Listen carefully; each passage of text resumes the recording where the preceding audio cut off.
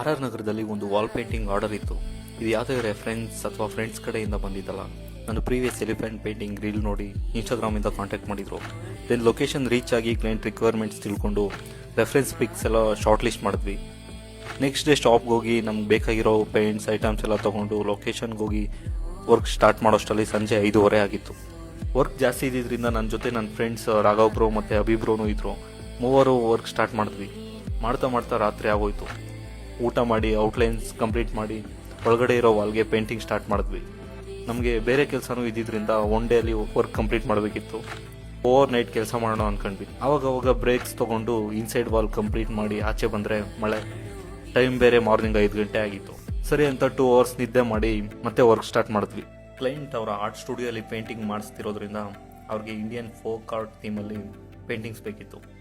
ಇದರಲ್ಲಿ ಚಿತ್ತಾರ ಆರ್ಟ್, ಕೋಲಂ, ಗೋನ್, ಕಲಂಕಾರಿ, ಪಿಚ್ವಾಯ್, ಮಧುಬನಿ ಇದೇ ಥರ ತುಂಬ ಆರ್ಟ್ ಫಾರ್ಮ್ಸ್ ಬರುತ್ತೆ. ಫೈನಲ್ ಆಗಿ ಸಂಜೆ 6 ಗಂಟೆಗೆ ವರ್ಕ್ ಎಲ್ಲ ಕಂಪ್ಲೀಟ್ ಮಾಡಿದ್ವಿ. ನಿಮಗೂ ಇದೇ ಥರ ಮ್ಯೂರಲ್ ಆರ್ಟ್ ವರ್ಕ್ಸ್ ಎಲ್ಲ ಮಾಡಿಸೋದಿದ್ರೆ DM ಮಾಡಿ. ಆ್ಯಂಡ್ ಫೈನಲ್ ವರ್ಕ್ ಹೇಗೆ ಬಂದಿದೆ ಅಂತ ನೋಡ್ಕೊಂಡು